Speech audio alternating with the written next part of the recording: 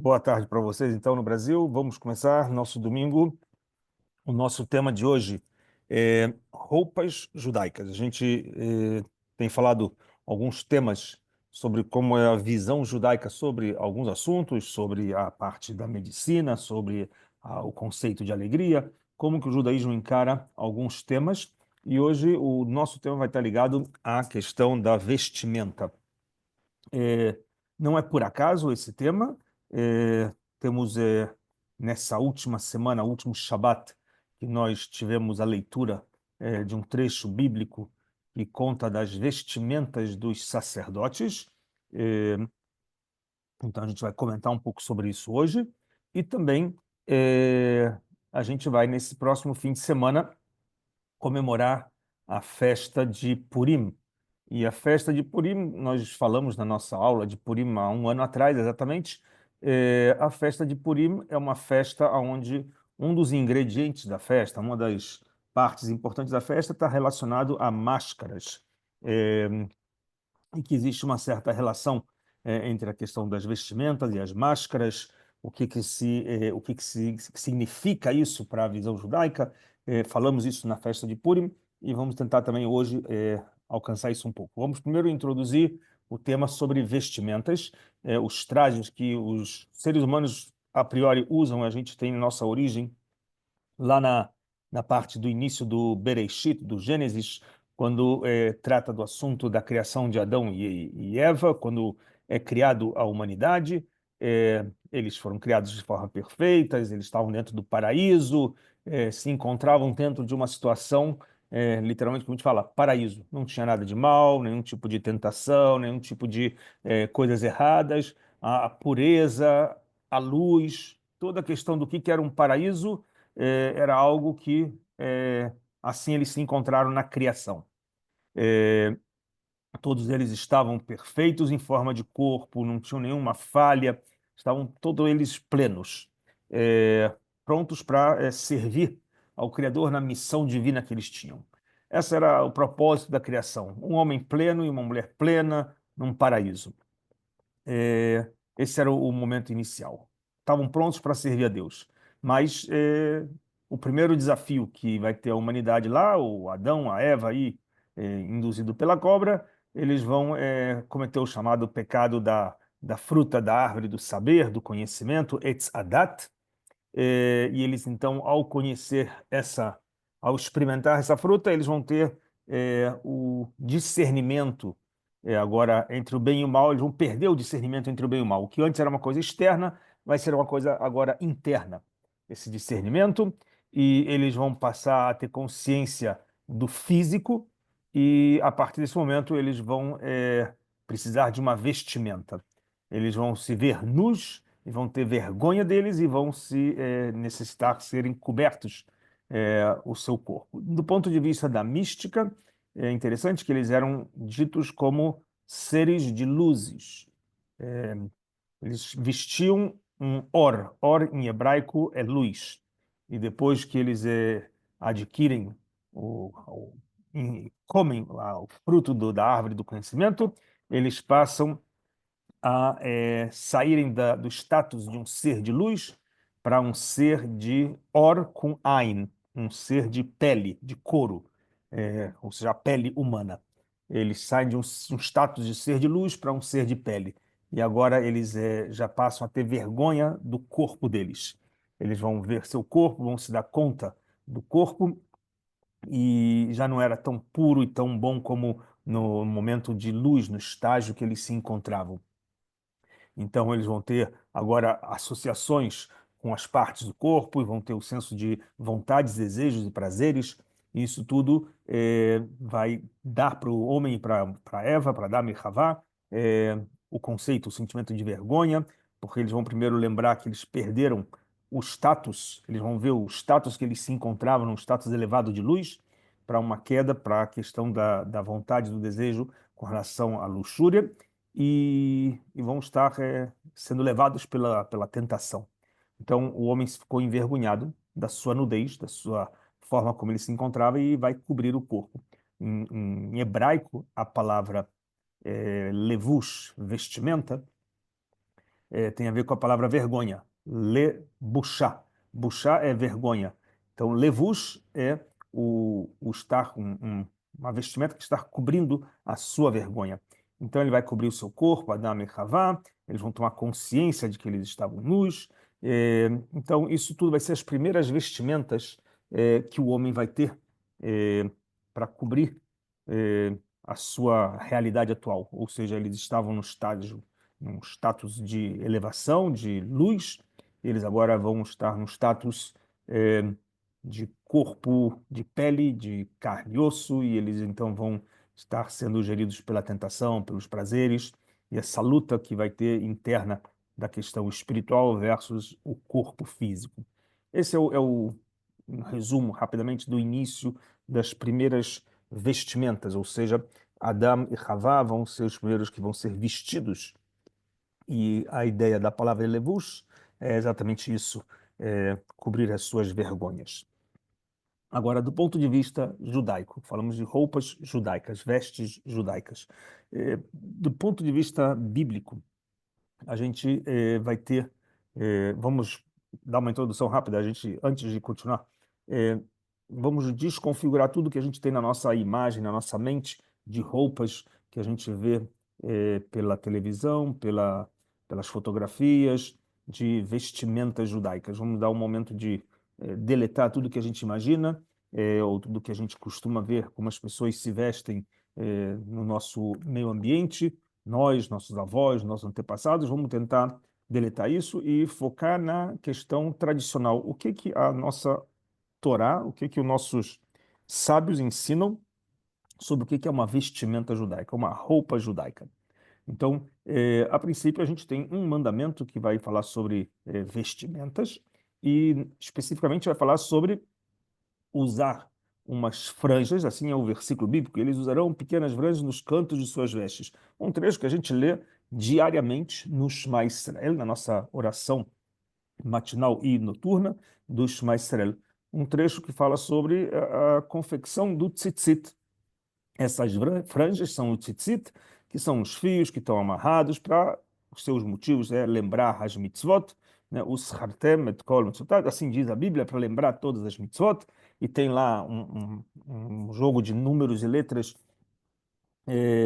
onde a gente faz a relação com as 613 mitzvot, mas isso é o que se tem como vestimenta judaica bíblica inicialmente, como um papel de servir de lembrança, ou seja, olhar o fio azul celeste dos 8 fios que estão amarrados nas nossas franjas, dos cantos das nossas roupas, a gente vai se lembrar de Deus, isso vai nos conectar com Deus e vai ajudar a gente no controle e domínio das nossas tentações, do nosso coração. Esse vai ser o papel do tzitzit, nos manter conectados com o Criador. Isso, a princípio, se fala para as roupas que têm 4 pontas. Assim explicam os nossos sábios também, esse é o mandamento. Agora, hoje em dia, já há muitos anos, que nós não temos roupas de 4 pontas, tirando talvez, como no sul do Brasil, temos aqueles ponchos, né, aquelas roupas dos gaúchos. Normalmente as pessoas hoje têm roupas arredondadas e não são 4 pontas. Então, o que a gente faz? A gente não tem obrigação de usar tzitzit, porque eles são apenas para aqueles que têm roupa com 4 pontas. É, logicamente que, então, para a gente não perder a oportunidade de fazer essa mitzvah e fazer uma brachá e de se lembrar de Deus olhando para esses fios, então o que a gente faz? A gente costuma usar um, um tipo de uma camiseta, um talit katan, como a gente chama, é, embaixo da nossa roupa, embaixo da nossa camisa, com 4 pontas. E assim eu vou ter a oportunidade de colocar as franjas nele. Esse mesmo tipo de vestimenta a gente costuma usar também como nas sinagogas como um manto, o chale, que é usado nas nossas orações, que é chamado talit gadol. Então temos o talit gadol e o talit katan. São as vestimentas ligadas diretamente com Deus. A princípio, essa vai ser a vestimenta para os homens, até porque a gente, numa das nossas aulas, já falamos atrás, depois a gente pode verificar, a gente já deu uma aula sobre as mitzvot, que são relacionadas para homens e para mulheres, aquelas que estão relacionadas a questões temporais, as mulheres estão dispensadas, e aqui é mais uma mitzvah que ela é temporal, ela tem validade só durante o dia. É uma mitzvah diária, ou seja, não é para de noite, apesar de ter pessoas que usam de noite também, mas a mitzvah é só enquanto tem a luz do sol. Do nascer do sol ao pôr do sol, ao nascer das estrelas, a ideia é que precisamos ter a luz do dia para identificar e discernir o azul celeste das outras cores dos nossos fios do tzitzit. Então, essa é, a princípio, uma vestimenta para os homens, ok? Essa vai ser uma das vestimentas que a Bíblia cita, ou seja, não temos, a princípio, grandes descrições na Torá sobre vestimentas específicas. No Talmud e na tradição oral vai se desenvolver alguns significados das roupas. Vamos já já chegar nesse próximo passo. Vamos para o nosso próximo slide e a gente vai ver uma coisa curiosa. Aonde aparece, mais uma vez, citação na Torá sobre vestimentas, ou na tradição oral, no Midrash vai relatar que uma das práticas que os judeus tiveram, e foi um mérito para eles, para serem salvos da escravidão do Egito, então diz nossos sábios, por que os judeus mereceram sair do Egito, da escravidão, do Yetziat Mitzrayim? Então, uma das coisas que eles preservaram era a maneira de se vestir, o seu estilo judaico de se vestir. Aí a gente pode pensar, o que é o estilo judaico de se vestir? É o quê? É um Calvin Klein? Qual é o modelo estilo judaico? Do que a gente está falando? Então, na verdade, não é isso, e sim, estamos falando sobre o tzitzit e sobre o recato. E um dos rabinos do movimento hassídico, Rav Menachem Mendel, de Rimanov, ele dizia o seguinte, que os judeus que se vestem como os não-judeus, como os gentios, eles atraem o antissemitismo.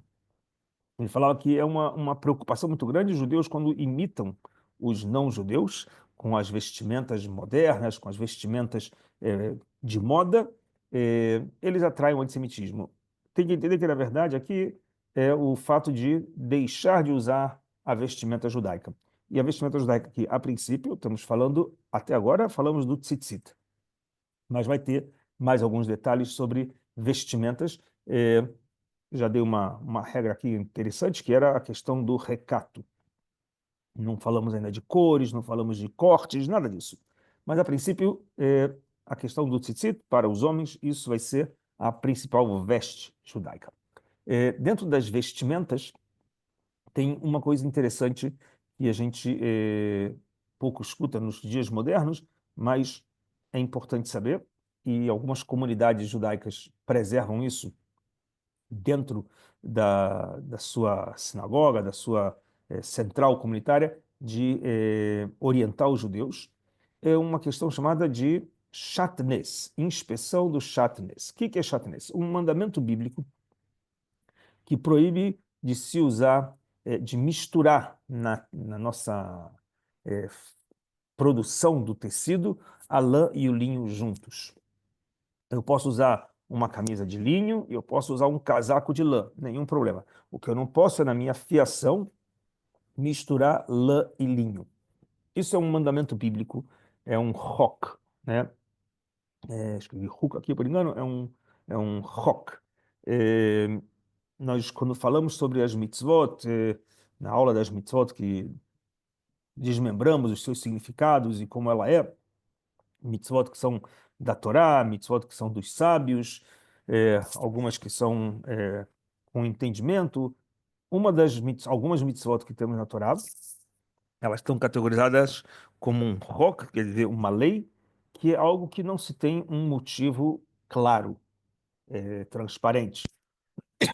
E que normalmente os nossos sábios falam que quando vier o Mashiach vai ser revelado, logicamente que alguns místicos vão trazer, a gente entende que existem níveis de entendimento das passagens da Torá, tem um nível mais, que a gente chama pshat, mais literal, e temos outros mais profundos, o remes, o que é subentendido, o drash, o alusivo, e o último, o mais profundo, o sod, o secreto, o místico.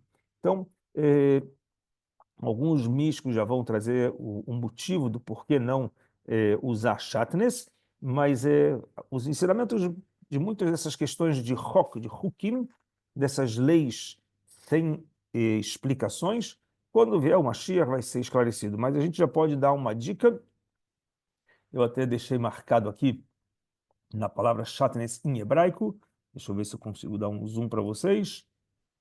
Aqui, shatnez em hebraico, há letras em preto e as letras em azul.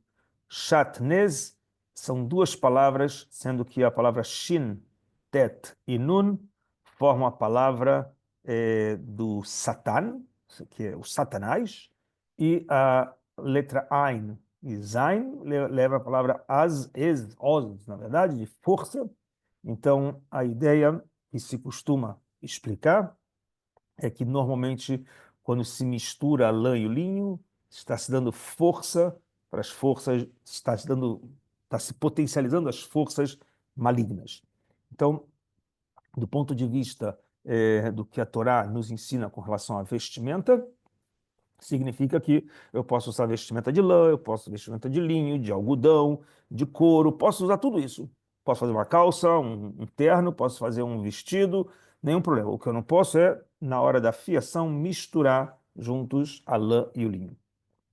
Isso daí é uma proibição. E hoje em dia, já hoje em dia não, já há muitos e muitos anos, vocês sabem que muitos judeus, ao longo da história, eram artesãos e trabalhavam com alfaiataria, produção de roupa. Então, ao longo dos últimos cento e poucos anos, no momento da industrialização, muitas roupas já vêm prontas das indústrias e então as comunidades judaicas se preocupam em ter um profissional que vai avaliar as roupas e ver, olha, está misturado lã e linho, então essa pode, essa não pode, e existe todo um processo, às vezes é só um fio de linho dentro de uma roupa de lã, então às vezes para tirar esse fio, substituir esse fio, então existe um instituto, normalmente é um tipo de um ateliê nas comunidades judaicas do mundo, que elas inspecionam para que não tenha um risco de as nossas roupas estarem misturadas a lã com o linho.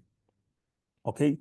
Então, isso é primeiro de tudo. A gente falou de uma vestimenta que tem quatro pontas, colocamos o tzitzit, as franjas, nos preocupamos em não ter misturado lã e linho. Vestimentas em si, então, a princípio, não tem uma coisa muito transparente, clara de como tem que ser, qual é o corte, qual é a cor, nada disso. Nada disso é descrito na Torá para a gente, pelo menos até agora.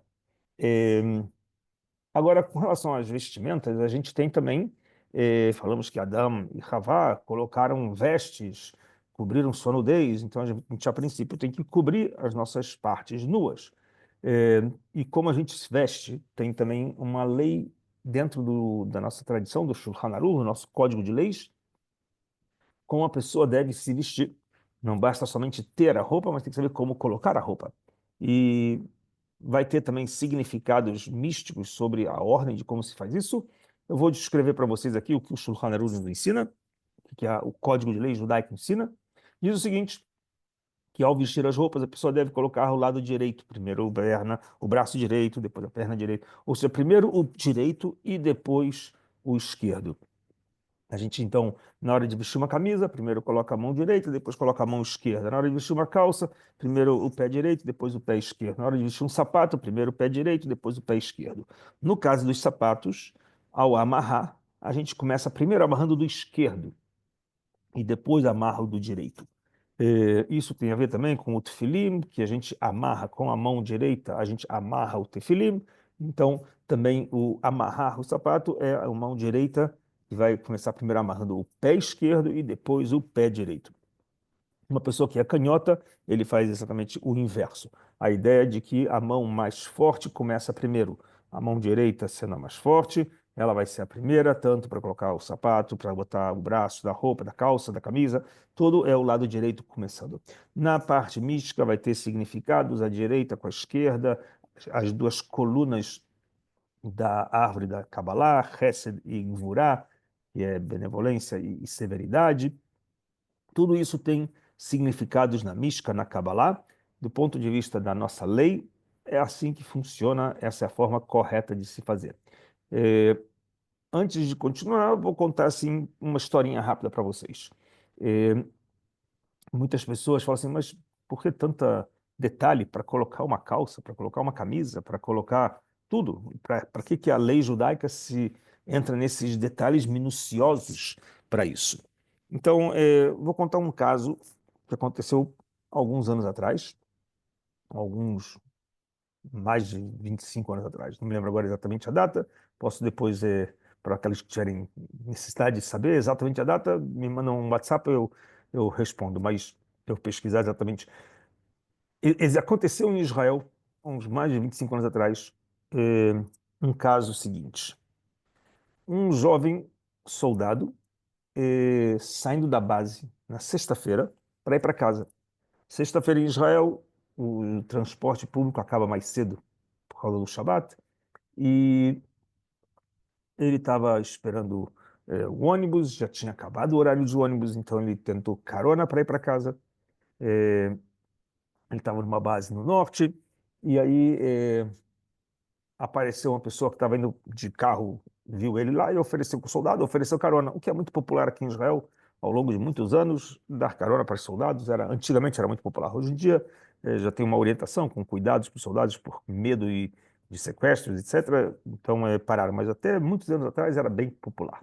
Então o carro parou e ofereceu uma carona para o soldado, perguntou para onde você está indo? Ele falou, estou indo para esse endereço. Ele falou, está no meu caminho, eu também eu paro um pouco antes, onde eu moro, mas eu posso já fazer a viagem, te levar, nenhum problema. Então, subiram. Só que aí o soldado falou, olha, tudo bem, mas eu quero dormir, estou cansado. Tá bom. Sentou no carro e foi viajando. E eles estão viajando, já está quase chegando a hora de Shabat, e o soldado não era religioso, e esse que estava viajando era uma pessoa religiosa. Ele já estava chegando em casa e ele falou para o soldado, olha, eu vou chegar aqui, minha casa agora, eu vou entrar agora aqui, sair da estrada, eu vou entrar onde eu moro, no condomínio.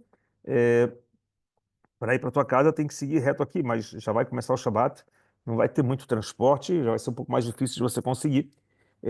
Posso te convidar, se você quiser, para passar Shabat na minha casa. E aí, o soldado falou assim: olha, é, não tenho interesse, eu não sou religioso, eu não vou fazer o que na casa de um religioso, eu quero ir para casa, quero descansar. Mas ele falou: olha, você não vai ter carona, vai ficar parado aqui horas, provavelmente altas horas até conseguir que um carro passe por aqui. Entra em casa, não tem nenhum problema. Olha, eu não te obrigo a nada. Você pode fazer o que você quiser. Já falou, olha, hora do jantar, hora do almoço, a hora que você quiser comer, tá lá. Nenhum problema. Não precisa vir para reza, não precisa vir para nada. E aí o soldado falou, tá bom. Se não tem nenhuma obrigação de nada, beleza. O soldado chegou, foi em casa do rapaz, foi pro banheiro, tomou banho, trocou a roupa do exército, botou uma roupa e foi descansar, enquanto que o dono da casa foi para a sinagoga, fez as rezas do Shabat, voltou para casa, preparou o kiddush, foi preparar o jantar, e isso o cara acordou, hora do jantar, veio, comeu, acabou de comer, voltou, descansou, foi dormir. No dia seguinte, de novo, o dono da casa se levantou, foi para a sinagoga, voltou, foi preparar o almoço, e aí sentaram para fazer o quidush. Ele acordou, veio, comeu, novamente voltou para descansar. Soldado é assim, normalmente, semana inteira num cansaço puxado. Fim de semana, quando tem hora, ele dorme o máximo que ele pode, come e dorme. E aí, eh, ela acabou o Shabat, acabaram lá a cerimônia do Shabat, a Havdalah, e o rapaz, o dono falou assim, olha, eu vou te levar até a estrada e você pode pegar o ônibus, que agora já vai ter ônibus para ir para casa, segue teu caminho. E aí deu uma carona para ele da porta da casa dele, desses condomínios fechados, até a entrada da estrada, para ele, no início da estrada, para ele poder pegar o ônibus. Nesse processo, o garoto, pensando, o soldado, falou, olha, na hora que ele deixou ele, olha, eu queria te agradecer, e, sabe, você não me falou nada, não me obrigou nada, foi super fair, né? Você foi tudo como combinado, sem nenhum tipo de pressão, me deixou à vontade para fazer o que quiser. Então, eu queria, em gratidão, de forma grata a você, eu queria que você me ensinasse uma lei judaica. Me ensina uma, e eu vou procurar cumprir ela, em forma de gratidão. Eu não fiz nada aqui na tua casa, nada que você fez, eu não fiz nada. Não precisava me ensinar, não precisava falar nada, mas agora eu quero que você me ensine uma lei, e eu vou procurar cumprir ela. E aí o cara pensou, o que que eu posso ensinar para esse menino, para esse jovem, o que que eu posso ensinar para ele? E ele resolveu, vou te ensinar uma coisa prática que não precisa de muita filosofia, não precisa de muito pensamento, não precisa de nada muito filosófico. Uma lei simples, você todo dia se veste tua roupa, então você veste sempre com a mão direita e depois com a mão esquerda. Quando você põe a calça, a camisa, tudo com a mão direita, depois com a mão esquerda. E o sapato, também coloca o sapato pé direito, depois o pé esquerdo, e na hora de amarrar, amarra o esquerdo, depois o direito. Ok, ensinou isso pro cara, o cara falou, é só isso? Tá bom, nenhum problema. Me comprometo então que eu vou fazer essa lei judaica diariamente. E assim foi. O soldado foi para casa, pegou, no dia seguinte acordou, foi para a base, e assim ele chega no seu dia a dia e ele fez o que aprendeu. Mão direita, mão esquerda, pé direito, pé direito, pé esquerdo, e tudo assim feito normalmente. Amarra o direito, depois amarra o esquerdo, amarra primeiro o esquerdo, depois amarra o direito, e assim tudo. E na hora de tirar, é exatamente o inverso. Ok, tudo perfeito. Um belo dia, na base, numa noite de chuva, eh, tem uma chamada dos oficiais para todos os soldados, de meio da madrugada, chamam todo o pelotão, eh, um, um treinamento, alguma coisa assim de emergência, eles não sabiam, e saem todos eles para formação, eles saem dos dormitórios, correm para a formação, e esse soldado também, todo mundo tem todo o estresse de exército, correr e tal, contam os segundos, rápido, rápido, rápido. E aí ele se levanta, sai da cama, veste a roupa e sai correndo junto com todos. E quando ele está correndo, ele se lembrou, eu não fiz o que tinha que fazer. Eu não amarrei o primeiro esquerdo, depois o direito, o primeiro amarrei o direito, depois o esquerdo. E ele se lembrou daquilo e ele deu uma travada nele, ele falou, não, tem que corrigir. E ele sentou lá no chão, desamarrou, tirou as botas, colocou direito, colocou esquerdo, e todos os outros soldados numa pressão, falando: você está parado, vamos lá, a gente tem que ir todo mundo rápido, tem contagem de tempo, os últimos que chegam são castigados, tem toda uma pressão do exército. E aí ele foi lá e se atrasou e acabou chegando por último na fila e atrasou. E aí o oficial dele deu uma bronca nele e falou: olha, é, você não cumpriu com a meta, a gente tinha que estar tudo aqui, tal hora você atrasou 30 segundos, que foi, então você está penalizado e você não vai sair para a missão, você pode voltar para os dormitórios e amanhã você fica na cozinha descascando batata, é teu castigo passar na cozinha o dia. E aí ele todo magoado, triste, chateado, ele foi para o quarto, dormiu e no dia seguinte foi para a cozinha. Esse era o plano. Naquela noite, os soldados subiram os dois em dois helicópteros e foram para uma missão. E os dois helicópteros se chocaram e morreram todos os soldados. Esse rapaz, pelo fato de ter feito uma mitzvah, uma lei, acabou salvando a sua própria vida. Um fato real, um fato verídico. Tem um monumento desse choque dos dois helicópteros no norte de Israel. É, e esse soldado depois contou essa história, ficou muito, muito famoso, saiu na mídia também. É, ele se salvou, milagrosamente. Então, a gente vê aqui que não dá para entender claramente os significados das coisas. Deus nos deu uns ensinamentos, nossos sábios trouxeram esses ensinamentos de geração em geração. É, e existem regras, e assim o judaísmo vive na base de regras. Então, essa é uma historinha só para entender sobre a importância que tem no vestimento, no vestir as nossas roupas, como colocar, como tirar, tudo isso. Então, continuando nas nossas leis aqui, nossas tradições, a gente também tem um cuidado muito especial com relação ao vestimento, de vestir as roupas, de não colocar ela ao avesso. As roupas têm o lado certo, e muitas vezes a gente vê isso, é comum, às vezes virou até moda, as pessoas usarem camisa ao avesso, etc. Então, isso daí não é dentro da lei judaica. A lei judaica, se ela foi feita dessa maneira para isso ficar dentro, isso ficar fora, esses lados de dentro, esse lado de fora, então, a pessoa deve vestir dessa maneira e não menosprezar a roupa. Então, isso é uma coisa importante, entender que se existe uma regra, uma ordem, ela deve ser cumprida. A vestimenta isso é a parte da frente, isso é a parte de trás, isso é a parte de dentro, isso é a parte de fora. Então, não desvalorizamos a roupa e a gente deve colocar da maneira adequada. Até porque também as pessoas, quando olham para alguém que está vestido erradamente, as pessoas vão falar: esse cara parece que não está batendo bem, não é normal. Ou seja, quando a pessoa foge da regra, não está dentro dos padrões. Também não é comum e não é dentro da lei judaica permitido que a pessoa coloque duas peças de roupa ao mesmo tempo. Ou seja, vai botar duas calças, ou um short, ou não sei, duas meias ao mesmo tempo. Não se coloca duas peças, uma de cada vez. Essa é, ou roupa, por exemplo, uma camiseta com um casaco, vestir as duas juntas. Não, uma e depois a outra.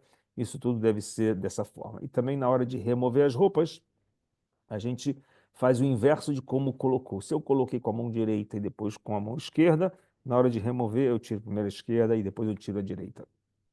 Isso é a regra. Ou seja, da forma que eu comecei colocando, na hora de tirar, é a mesma regra. O último que foi colocado é o primeiro a ser retirado. Então, isso é com relação à vestimenta. Com relação à regra de o que vestir. Então, a regra continua sendo o que eu falei antes, aqui repetimos. O recato, ele deve ser preservado, mesmo quando eu estou no meu indivíduo particular, no meu quartinho, sozinho, as pessoas devem buscar ser recatadas, eh, uma vez que quando Adão se deu consciência que ele estava nu, ele não estava na frente de uma população, ele não estava na frente de nenhum lugar público, era só ele e Eva. Então, nesse momento, era um particular deles e, mesmo assim, eles se sentiram envergonhados. Ou seja, a orientação é que, mesmo quando a gente se encontra na nossa privacidade, temos que também nos precaver com a nudez. Na Torá, nos ensinamentos da nossa tradição, não temos essa permissão de andar nus, né? Praia de nudismo, cidade de nudismo, não, não. Não existe isso, a questão de nudismo. É, o paraíso já fomos expulsos há muito tempo atrás. Então a gente precisa estar vestidos, cobertos. Então procurar o recato sempre preservar. É, uma relação interessante é que as vestimentas, temos as nossas vestimentas do dia a dia, mas também os nossos sábios nos ensinam que nos dias de festa, Shabat, na festa semanal e nas festas, que são as festas que conhecemos, as festas de peregrinação, Pesach, Shavuot, Sukkot, e as nossas festas, grandes festas, que é Rosh Hashanah, que é Yom Kippur. Então, conforme temos essas festas, a gente também tem que honrar essas datas festivas, o Shabat e as festas, e uma forma de honrar isso é usando roupas especiais. Então, costuma-se ter uma roupa para o Shabat específico. E as pessoas durante a semana falam: olha, eu comprei essa camisa, ou eu comprei essa meia, ou eu comprei esse casaco especificamente para o Shabat. Vou dar uma honra para o Shabat, né? A honrar o dia sagrado. Porque assim diz a Torá, quando fala Zachor Veshamor, que é uma Shabbat Lekotcho. A gente Zachor é ter uma Shabbat Lekotcho. Guardar o sábado para santificar. Como eu vou santificar o sábado? Então, vou já explicar uma coisa curiosa, mas através da nossa vestimenta, a gente pode santificar também o dia.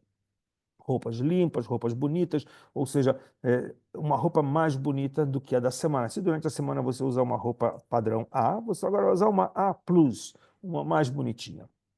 Ok? Isso é uma forma de honrar o Shabat. Assim, os nossos sábios nos ensinam, a Torá nos ensina.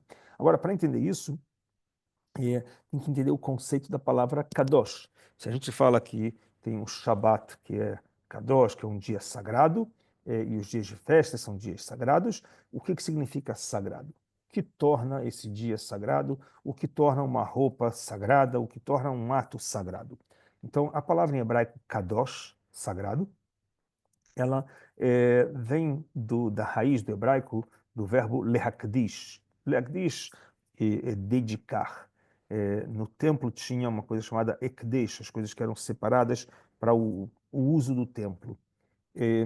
Esse conceito de lehakdish, a gente usa no hebraico muitas vezes para explicar, por exemplo, quando eu quero dedicar um tempo para alguma coisa, ou eu quero dedicar alguma coisa para algo, quero dedicar esse livro para uso específico ali. Quando eu faço esse conceito de lehakdish, com a palavra kadosh, significa separar do todo, separar do conjunto todo um pedaço, e esse pedaço vai ter um uso específico. significa que eu estou, no caso, por exemplo, do Shabat, eu tiro um dia dos outros 6 dias da semana.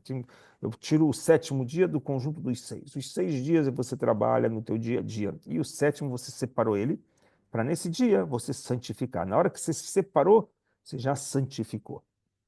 Ou seja, a mesma história, por exemplo, no casamento, o casamento judaico em hebraico é chamado Kiddushim, que é da palavra Kadosh, e é também dedicado, é, apartado do todo, que é o quê? Quando eu faço o Kiddushim, quando eu faço o casamento, eu estou escolhendo uma mulher entre todas as mulheres do mundo e essa mulher agora ela está separada para mim.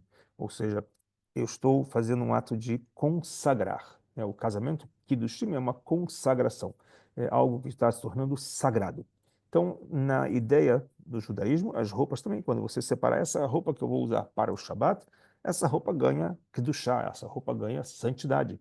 É uma forma de eu estar honrando o meu dia do Shabat, eu vou estar honrando o meu dia de festa, se é Pesach, Shavuot, Sukkot, Rosh Hashanah, Yom Kippur. Logicamente que nesses dias de festas tem também algumas vestimentas tradicionais, não são bíblicas, mas são tradicionais, que elas têm uma certa alusão a algumas passagens bíblicas, que é, por exemplo, o kittel. Kittel é um manto branco, é como se fosse um jaleco de médico, onde se costumam usar normalmente nas orações de Rosh Hashanah, de Yom Kippur, na noite do Seder de Pesach.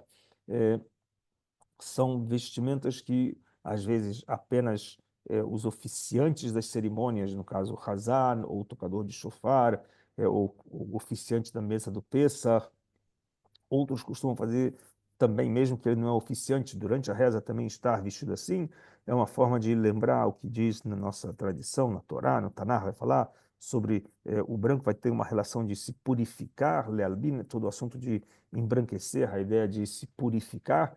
Então, é uma tradição que se criou como uma vestimenta, um jaleco, a gente chama em Yiddish kittel, e com isso as pessoas vão ter também essa tradição de usar. Isso vai ser também uma coisa específica, apesar de não ser um mandamento bíblico e nem uma citação que temos na tradição. Mas vamos continuar. Vamos lá. Opa. Agora aqui, especificamente para o que nós tivemos nessa última semana. Nessa última semana, no Shabat, nós lemos as leis que falam sobre as roupas do sacerdote. De novo, as vestimentas, antes de falar dos sacerdotes, elas vão ter um significado e uma importância, porque ela vai dar também uma funcionabilidade. Assim como os sacerdotes têm as suas roupas específicas, sejam eles todos os sacerdotes, e depois vai ter um extra para o grande sacerdote, um extra de roupas, seja para as roupas dos reis, que também eu não trouxe aqui, são amplas, de novo, a gente tem um tema muito maior, a gente tem um tempo limitado, então tem outras questões de vestimentas, vestimenta dos reis, as vestimentas modernas, a kippá, todos os significados, isso daí, talvez para uma segunda aula de vestimentas ou para perguntas e respostas, quem quiser depois pode me mandar também no grupo do WhatsApp. Mas, a princípio, a questão das vestimentas, elas têm uma questão de função. Nem nos dias modernos nós temos as vestimentas de um uniforme de um soldado, vestimenta de um policial, vestimenta de um médico, vestimenta de um bombeiro, ou seja, ao ver uma pessoa vestida de branco, você sabe que tem uma conotação direta com médico, policial, e soldado e bombeiro. Todas as vestimentas em si, elas vão ter uma funcionalidade, a gente sabe que elas representam alguma coisa. A mesma coisa com as roupas do Cohen, elas vão ter também uma representação. Os Kohanim que faziam os trabalhos, chamados Kohanim Hediot, os Kohanim simples, comuns, que faziam os trabalhos do templo, que eram divididos em vários tipos de abate, de preparo, de tirar o couro do animal, todo o trabalho que tinha do santuário das oferendas, além de outras atividades que tinham também, com incensos, etc. Então, esses sacerdotes, eles usavam uma roupa dividida aqui em 4 pedaços de uma roupa. Uma, em hebraico, ele era chamado ktonet, que era uma túnica de linho que ia até os calcanhares. Normalmente as pessoas eram cobertas da cabeça aos pés. Avnet era uma faixa feita também de linho e de lã vermelho, roxo e azul, que era usado do lado do coração, sobre o coração. Migbat era um turbante de linho que era enrolado na cabeça. E o Mirnasaim, que era uma calça de linho, que era na altura do joelho, ou seja, por baixo da túnica tinha também uma calça. Essa era a vestimenta do sacerdote para o dia a dia do trabalho. Agora, junto com essas roupas, o Kohen Gadol, que era o grande sacerdote, que vai usar as suas ações de vestimentas, em especial no dia do Yom Kippur, ele tinha outras quatro extras de roupa acima das quatro tradicionais, do Ktonet, do Avnet, do Mikbat e do Mirnasaim. Ele usava um Roshen, que era um peitoral, como se fosse um escudo, e nesse pedaço tinha um pano retangular, um pedaço retangular do pano, tinha uma dobradura que pendurava aqui no peito, ele ficava suspenso pelo ombro, no corpo do Kohen Gadol, e estavam alinhados também as duas pedras, era chamada Urim Vetumim, que, de acordo com a tradição, essas pedras brilhavam, e assim era uma forma de comunicação de Deus com o Kohen Gadol, que ele uma vez por ano recebia a brachá para o povo de Israel no dia do Yom Kippur, e era enfeitado também com 12 pedras, esse peitoral, com 12 pedras preciosas, cada uma tinha um nome de uma tribo. Tinha lá todos os tipos de pedras, depois, acho que eu já não sei se a gente já fez uma aula sobre isso no ano passado, senão a gente pode talvez fazer isso numa outra aula também, trazer os nomes das pedras, o significado das 12 tribos. É um trecho do Tanakh muito bonito. Essas 12 pedras, então, faziam parte do Roshen, ok? Era como se fosse um colete, um peitoral. Depois tinha mais uma roupa que era chamada efod, que ele é como se fosse um avental virado para trás, feito de lã azul, roxa, carmesim e linho. E eram todos fiados com fiação de ouro. O tecido era fiado com ouro. Eles eram suspensos também pelas alças, e cada um também tinha uma pedra com o nome das 6 tribos, dividida. O meil era um outro manto, ou seja, tinha mais um manto que os sacerdotes usavam, que era um manto de azul, lã azul, que ele usava sobre esse efod, sobre esse avental. Esse meio tinha todas as leis que ele tinha que ser por inteiro, não podia ser recortado, não podia ser é, talhado, nada disso, tinha que ser um manto por inteiro. E ele tinha enfeites com sininhos de romã, igual as frutinhas romã. Eles eram alternados com lã azul, roxa, carmesim. Esses sininhos era uma coisa que tinha uma função muito especial, vamos já já falar delas, durante a entrada do Kohen Gadol no Santo dos Santos, no Kodesh HaKodashim, no lugar mais sagrado. Esses sininhos faziam barulho nas roupas. Conforme o sacerdote se movia, ele fazia barulho. E ele tinha uma função que era exatamente saber que o sacerdote está vivo, porque entrar no Santo dos Santos, no lugar onde ficava a Arca da Aliança com os 10 mandamentos, no primeiro templo, estamos falando, de Salomão, era um risco de vida. E se ele entrasse lá e tivesse um pensamento impuro ou saísse do foco, pensasse em outra coisa, ele poderia, no mesmo momento, morrer. E se acontecesse isso, na época do segundo templo, isso teve muitos casos, mesmo que não tinha a Arca da Aliança, na época do segundo templo não tinha a Arca da Aliança, era um espaço vazio. Quando morria um sacerdote, um grande sacerdote, o som dos sininhos paravam. E aí, então, era o momento de puxar eles. Eles eram amarrados com uma cordinha na perna, e quando o som dos sininhos paravam de balançar, sinal de que o Cohen morreu. Então tinham que puxar ele para fora, porque as pessoas não podiam entrar dentro do Santo dos Santos, o lugar esse sagrado, qualquer um que entrasse poderia morrer naquela hora. Então, isso era uma coisa curiosa que tinha no Meil, nesse manto, nesse casacão que tinha o sacerdote. E tinha um tzitz, que era mais um turbante que o Kohen Gadol usava, eh, como tem também dos sacerdotes normais o migbat, que era um turbante. Esse era um turbante um pouquinho diferente da sua forma dos outros. Ficava nele um tzitz, era como se fosse uma placa, uma faixa, não seria exatamente uma tiara, como se fosse uma placa de ouro que estava escrito as palavras consagrado a Deus. Ou seja, era um ritual que ele entrava, tudo isso essas vestimentas que ele entrava dentro do Kodesh Kodeshim, do Santo dos Santos, era para um momento específico de estar consagrado, estar entrando em relação à santidade divina. Que era uma vez por ano, no dia mais sagrado, que era o dia do Yom Kippur. Então, a gente tem aqui algumas das vestimentas que eu trouxe para vocês, que a Torá vai nos orientar. Logicamente que aí vem as dezenas de perguntas, por que a roupa dos judeus hoje em dia são assim, assim, assim, e por que os judeus vestem esse tipo de roupa, não vestem aquele outro tipo de roupa. Então, não existe uma roupa específica de judeus, tirando o tzitzit que a gente falou, ou a roupa dos Kohanim, não existe uma roupa específica. O que sim existe é o recato. O recato que cobre a nossa nudez, isso é a vestimenta judaica.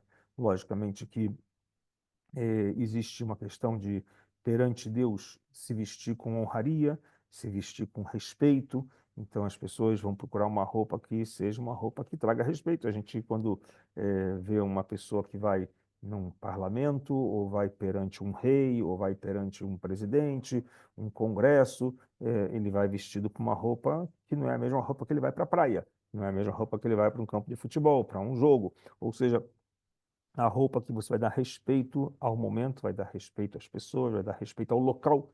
Então, dessa forma, a visão judaica é que existe um conceito chamado Shiviti Hashem Lenegri Tamid, eu tenho Deus perante de mim todo o tempo, continuamente. Continuamente Deus está na minha presença, eu estou na presença de Deus, Deus está perante mim.